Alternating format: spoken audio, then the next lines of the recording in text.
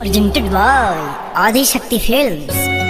बिना देखे तेरी तस्वीर बना सकता हूँ, बिना मिले तेरा हाल बता सकता हूँ। हरे मेरी मोहब्बत में इतनी ताकत है कि तेरे आँख के आंसू अपनी आँख से निकाल सकता हूँ।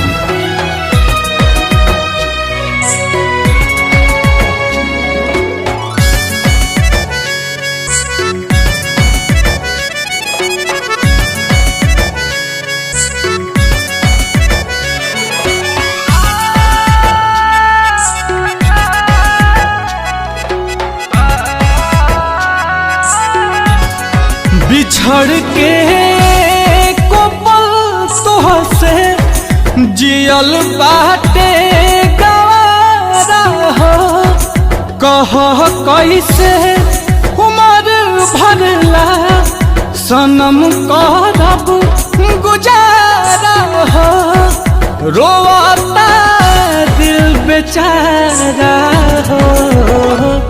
होई प्यार ना दोबारा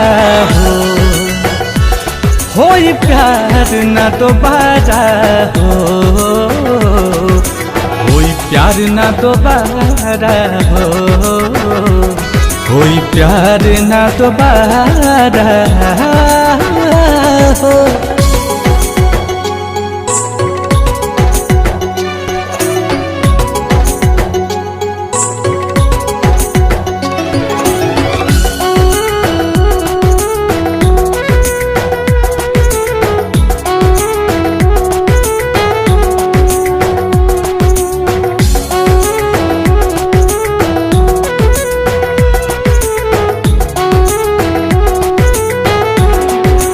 फेरू दिल के ई बगिया अब कबो आबाद ना होई।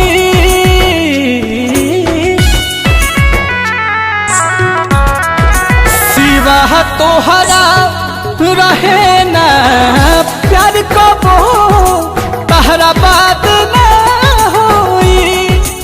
अचानक के सब खत्म भई ना बुझ पैली सारा होई प्यार ना दोबारा होई प्यार ना दोबारा होई प्यार ना दोबारा होई प्यार ना दोबारा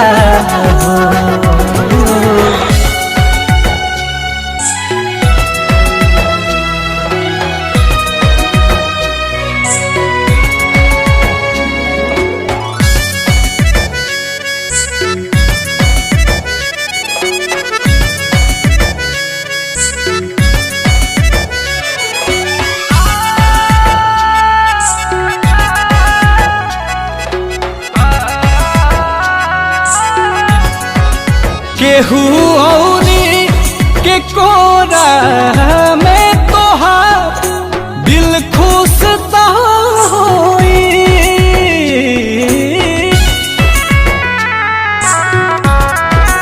बाकी नील कमल के कमी तोहे महसूस ता होई। नजर के सामने आंसू के ना पैबू नजारा होई प्यार न दोबारा होई प्यार न दोबारा होई प्यार न दोबारा होई प्यार न दोबारा